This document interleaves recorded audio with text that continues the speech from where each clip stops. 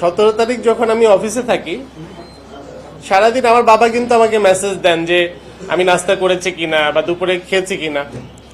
সেই দিন আমাকে কেউ কোনো প্রকার মেসেজ দেয়নি, আর আমিও খুব কাজে ব্যস্ত ছিলাম। ঠিক মাগরিবের পরে আমার বড় ভাই মোহাম্মদ জাকারিয়া হোসেন আপনার সামনে বসে আছেন, তিনি আমাকে ঠিক মাগরিবের কিছুক্ষণ পরে কল দিয়ে, মানে খুব কান্না কান্না অবস্থা, আমি খালি এটুকু শুনতে পেরেছি যে আব্বু উল্টাপাল্টা কথা বলছে, কথা এলোমেলো বলছে, আম্মু খাটে অবচেতন অবস্থায় আছে, মানে শুয়ে আছে, হাত পা শক্ত হয়ে আছে, ঠোঁট কালো হয়ে আছে।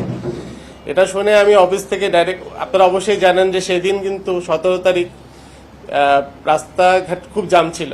আমি অফিস থেকে এসে যখন ভাইয়াকে ফোন দিই, মানে মাঝামাঝি রাস্তায় যখন এয়ারপোর্ট পার হই, তখন ভাইয়া বলছে লুবানা হসপিটালে, উত্তরা 13 নম্বর সেক্টরের যে লুবানা হসপিটাল আছে সেখানে অলরেডি আমার বাবা মাকে নিয়ে যাওয়া হয়েছে, আব্বুকে আইসিইউতে রাখা হয়েছিল, কিন্তু ডাক্তার কর্তব্যরত যিনি ডাক্তার ছিলেন আমার মাকে মৃত ঘোষণা করেন।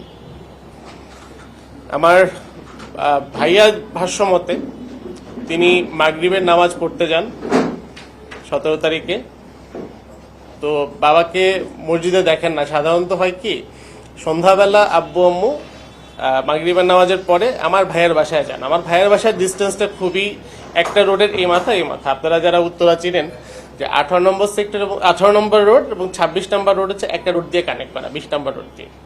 এই মাথায় আমার ভাইয়ের বাসা, এই মাথায় আমার বাসা।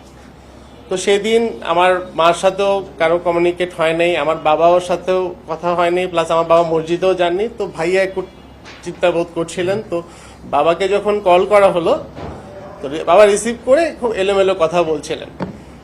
তো ভাইয়া যখন ঘটনাস্থলে গেলেন, যে দেখতে পেলেন যে অন্ধকার ঘর, ওর মধ্যে যখন লাইট জ্বালালেন তখন দেখতে পেলেন যে আমার বাবা খাটের একটা কোনায় বসে আছে, এবং মানে তাকে মনে হচ্ছে যে সে ঢুলছে, যেটাকে আমরা বাংলায় বলি ঘুমের ঢুলে। তো আমার মা শুয়ে আছে, মাকে দেখেই বোঝা যাচ্ছে যে মা আর নেই। তারপর ঘটনাস্থল থেকে তারা কোনোরকম ভাবে হচ্ছে অ্যাম্বুলেন্স জোগাড় করেন, আমার বাবাকে নিয়ে তারা লুবানা হসপিটালে যান, আমার মাকেও নিয়ে যান আরেকটা অ্যাম্বুলেন্সে করে। কর্তব্যরত যিনি ডাক্তার ছিলেন আমার মাকে তো চেক করেই বলেন যে তিনি আর নেই। বাবা আইসিইউতে ছিলেন, আইসিইউতে রাখা হচ্ছিল, তাকে যথাসম্ভব চিকিৎসা দেওয়া হচ্ছিল যেন ফিরিয়ে আনা যায়। আলহামদুলিল্লাহ আপনাদের দোয়াতে ফিরে এসেছেন তিনি। আমি যে আমার মাকে পাইনি, কাউকেই করিনি।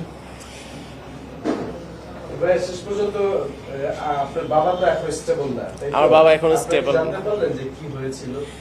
অ্যাকচুয়ালি হচ্ছে কি, বাবাকে জিজ্ঞেস করছিলাম, কিন্তু এটা উনি আসলে হচ্ছে কি, মানে ওনার এলোমেলো হয়ে গেছে কথাগুলো।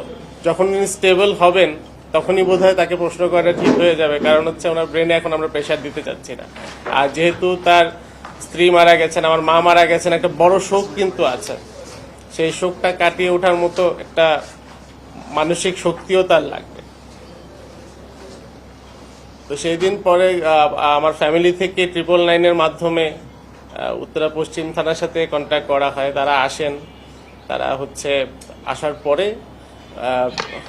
আমাদের সবকিছু ব্যাপার আইনভাবে যে ব্যাপারগুলো থাকে দেখাশোনা করলেন, কথা বললেন, এবং সেখানে সিআইডি আসে আমার বাসায়, সিআইডি আসেন, পিবিআই ভাইরাও আসেন ওনারা।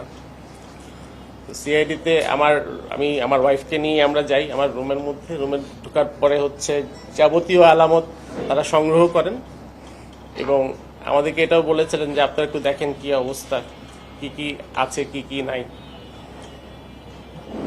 তো বাসায় লুট হয়েছে, আমরা যতটুকু দেখেছি, মানে আমার মার গায়ে সব, আমার মা খুব শৌখিন মানুষ ছিলেন। আমরা দুই ভাই, আমরা ছোটখাটো ফ্যামিলি। আমার মাকে আমরা খুব আদরে রাখতাম। আমার মা সবসময় স্বর্ণ পছন্দ করতেন।